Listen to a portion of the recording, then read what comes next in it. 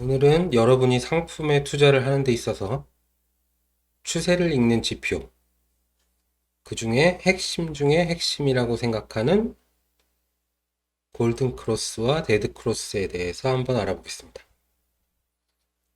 이 골든 크로스와 데드 크로스를 처음 들어보거나 모르시는 분들은 아마 없을 것 같긴 한데, 개인적으로 정말 중요하다. 추세를 판단하는 데 있어서 이 골든 크로스, 데드 크로스를 가장 처음에 가장 밑바닥부터 깔고 들어가야 한다고 생각합니다. 우리가 큰 상승 파동을 길게 먹고 또 이 떡락, 큰 하락을 맞는 그 리스크를 피하기 위해서는 이걸 꼭 다시 한번 머릿속에 새겨두도록 하자. 그리고 이걸 응용해서 지금 현 시점에서 향후의 비트코인 움직임 예상과 그때 우리가 어떻게 대응할지를 한번 같이 살펴보기로 하겠습니다. 후반부에 있어요. 다 아시는 분들은 끝에만 보셔도 됩니다.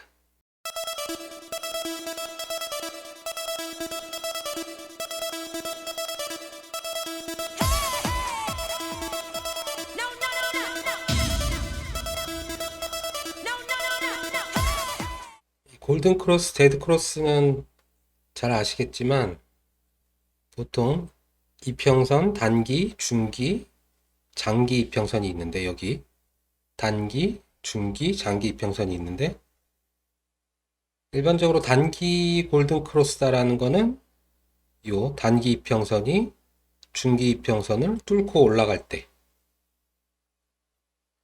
그리고 장기 골든 크로스라고 하는 거는 중기 이평선이 장기 이평선을 뚫고 올라갈 때를 말합니다.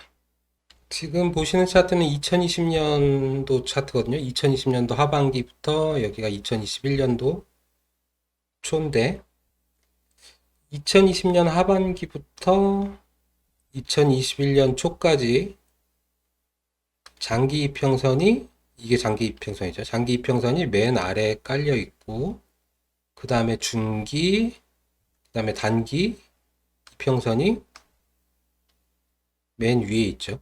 이런 순서대로 장기, 중기, 단기 이평선이 차례대로 이렇게 쌓여 올라가 있을 때를 정배열이라고 합니다.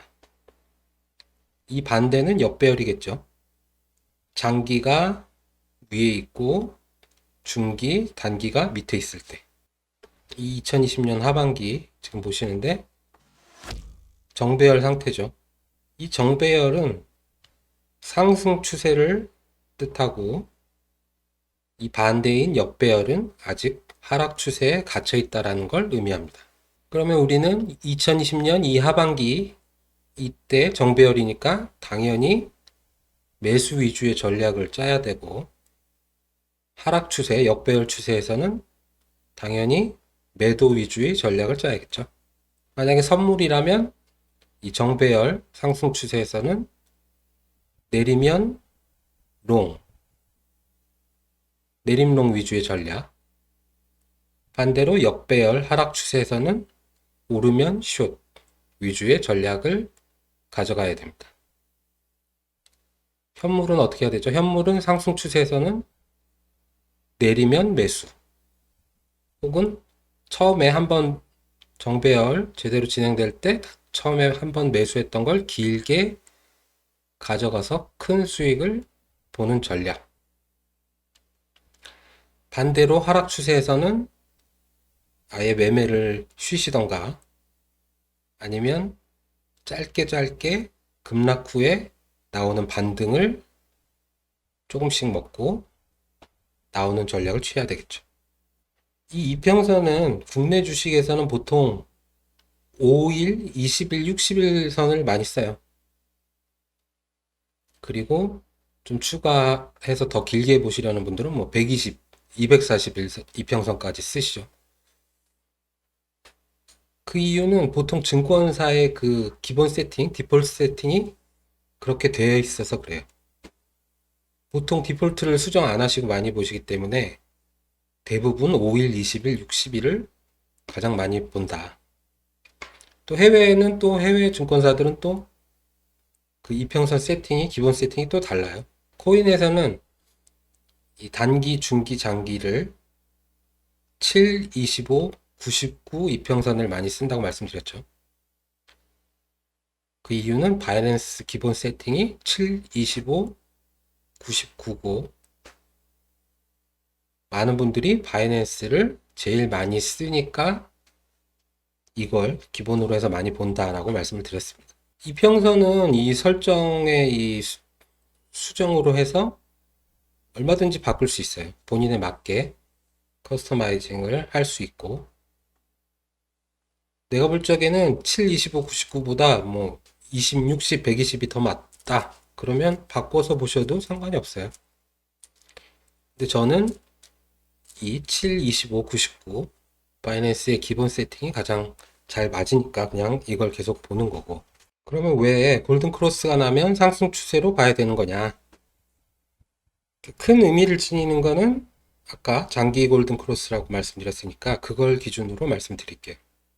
이평선은 아시죠? 이동평균선. 이평선은 그 기간 동안의 가격 평균이라고 보시면 되는데 장기적인 가격 평균 때보다 중기적인 가격 평균 때가 더 높다.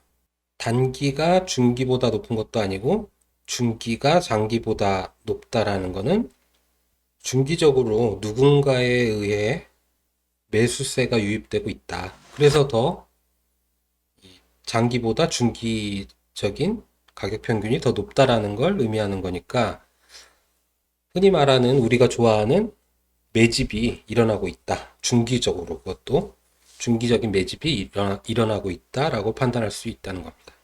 역배열이 일어난 후에 이 장기 골든 크로스가 일어나게 되면 가격대는 거의 바닥에 가까워졌다는 걸 의미하고 당장 내일 바로는 아니더라도 머지않은 시점에 큰 상승 랠리가 시작될 수 있다 라는 신호를 보내고 있다.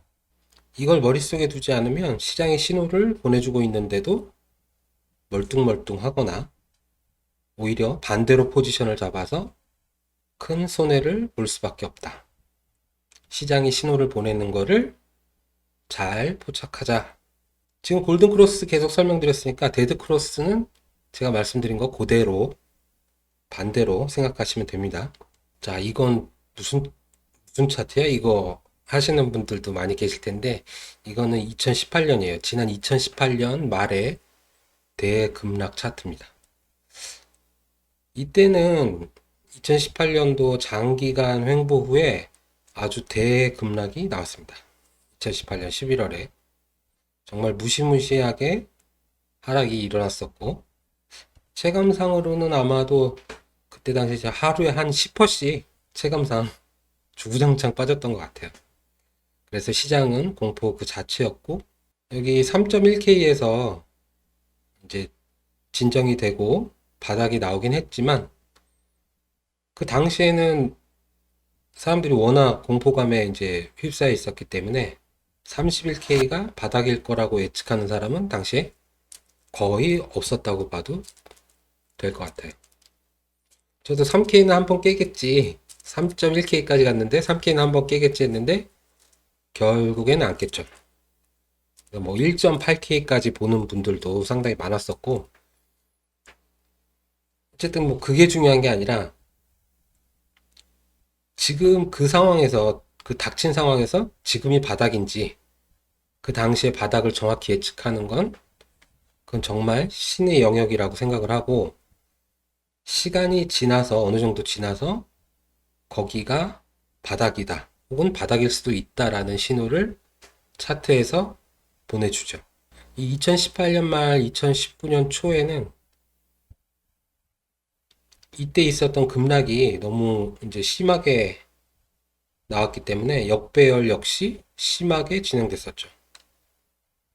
그래서 이렇게 큰 역배열상에서는 당연히 공포 심을 가질 수밖에 없고 또 매수에 대한 공포심을 가지는 게 맞죠. 이 상황에서는 바닥이 어딘지 모르니까. 그래서 그때 당시에 뭐 비트 가치는 결국에는 이제 영원에 수렴할 거다라는 이제 비관론자들이 훨씬 더 득세했었고 정말 그럴 수도 있겠다라는 생각들을 많이 했었고 이 선물에서 롱 치는 사람들에 대한 조롱이 아주 극에 달했던 때였죠. 그때 당시에는. 녹색 버튼을 못 누르게 아예 삭제시켜라, 뭐 막아놔라. 그게 돈 버는 길이다. 라는 조언들을 아주 많이 해줬었고, 사람들이. 자, 진짜 생각을 해보면, 이런 급락 차트에서 또 이런 지점에서 2월경이죠. 더 떨어질 거라고 생각하는 사람들이 당연히 더 많았을 거고, 또 한 번 떨어지면 얼마까지 떨어질지 모르니까 그게 무서워서 과감하게 매수를 받는 분들이 그렇게 많지는 않았다. 그런데 이제 시간이 좀 흐르고 비트가 계속 바닥을 지켜주면서 횡보를 진행을 했죠. 그러면서 시장이 조금씩 안정을 찾아가기 시작하고 2019년 여기 보시면 3월경 여기 이제 3월경부터는 오리지널로 바꿔봤어요. 오리지널이 좀 더 보기가 더 좋은 것 같아서 그래서 2019년 이 3월경부터는 사람들이 뭔가 이상하네 라는 걸 조금씩 이제 느끼기 시작하죠. 그러면서 그때까지는 생각도 안 했던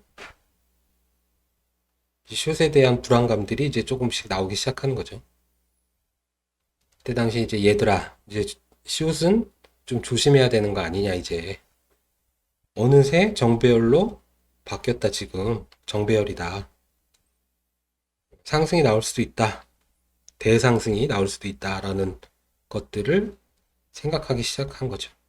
이 대역배열 차트에서 골든 크로스가 나오고 차트가 정배열 상태로 만들어진 게 3월이고 또 그 이외에도 여러 가지 상승 징후들이 당시에 이제 나왔기 때문에 이 빔, 만우절 빔이라고 하죠. 만우절 빔이 아주 대급등 빔이 나왔었는데 이 만우절 빔을 예상했던 분들도 꽤 많았다. 당시에 대역배열에서 정배열 차트로 전환되었기 때문에 골든 크로스가 나오고 이 만우절 빔은 상승 뭐 가격으로 치면은 얼마 안 되지만 상승률은 어마어마했죠.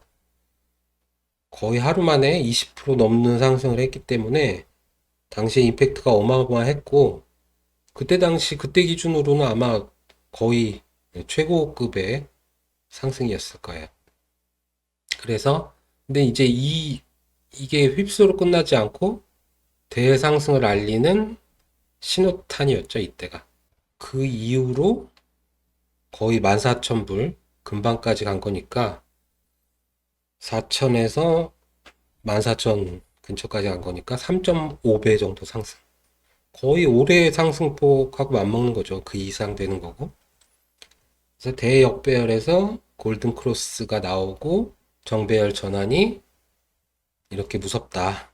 라는 걸 보여주는 대표적인 예 같고 이 골든 크로스 정배열 신호를 캐치하고 큰 상승 추세를 먹은 분들이 당시에 시드 점프를 아주 크게 하신 분들이 그때 많이 나왔죠.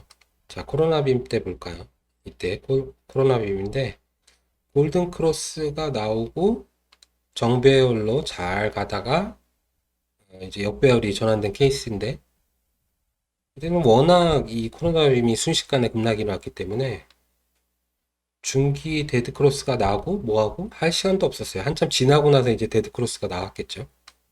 제가 개인적으로 제일 무서워하는 패턴이 뭐냐면 이 정배열로 잘 가던 놈이 시루시루 내린 다음에 캔들이 이렇게 장기 이평선 밑에까지 밀려난 케이스.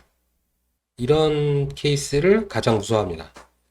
이거는 아주 오래전부터 대떡락이 올 수 있다라는 징후로 보기 때문에 이런 케이스가 나오게 되면 무조건 피해요. 이미 코로나 빔이 나오기 이전에 차트는 어느 정도 대폭락을 준비하고 암시하고 있었다 라고 볼 수 있겠죠. 그리고 시장은 급속도로 회복을 한 이후에, 그리고 시장은 코로나 빔 이후에 급속도로 회복을 한 이후에 횡보를 쭉 하다가 9월쯤, 9월쯤부터는 비슷한 상황이 올 수도 있었는데 또 한 번의 급락이 올 수도 있었는데 꾸역꾸역 버텨내면서 이 이평선을 타고 가는 걸 보실 수 있죠. 그리고 시간을 많이 거슬러 올라와서 이때 볼까요? 얼마 안 됐죠. 이 5월에 붓다빔 기억하시는 분들도 계실 거예요. 제가 이 상황에서 이 상황이었죠. 이 상황에서 매수 잡기는 너무나 겁난다. 제가 숏을 잡고 있던 거를 아마 기억하시는 분들도 계실 거예요. 코로나 빔 때하고 상황이 비슷하죠. 대정배열 추세에서 시루시루 내리더니 캔들이 어느새 장기 이평선 밑으로 내려와서 여기서 꾸물꾸물 되는 거. 바로 올려놔야 되는데 여기서 꾸물꾸물 된다라는 거는 뭔가 심상치 않다. 대떡락이 올 수도 있다. 라는 거죠. 그래서 이때 당시에는 아직 데드크로스가 나오지 않았지만 데드크로스가 임박해 있다. 혹은 데드크로스가 나올 수도 있다. 정도로만 생각해도 리스크 관리 차원에서 떨어지면 크게 떨어지는 거니까 이때는 매수는 자제를 하고 만약에 내가 물량을 가지고 있다라고 하면 반등시마다 처분하고 빨리 처분하고 빠져야 된다. 이 골든크로스하고 데드크로스 역시 후행해서 나오는 지표이기 때문에 이미 진행되고 있는 추세를 컨펌해 주는 거 정도라고 생각하시면 됩니다. 그리고 이 골든크로스 이후에 정배열이 이어질 경우에는 대상승, 임박에 대한 신뢰도를 더욱 높여준다. 물론 잠깐 골든크로스가 나왔다가 다시 하락하면서 페이크의 경우도 당연히 발생하겠죠. 결국 이 장기 이평선으로 밑으로 내려온 캔들이 밑으로 내려와서 버벅대고 있는 이쯤에서는 곧 장기 데드크로스가 진행될 수도 있다라는 것을 감각적으로 느껴야 되는데 이게 쉽지 않죠.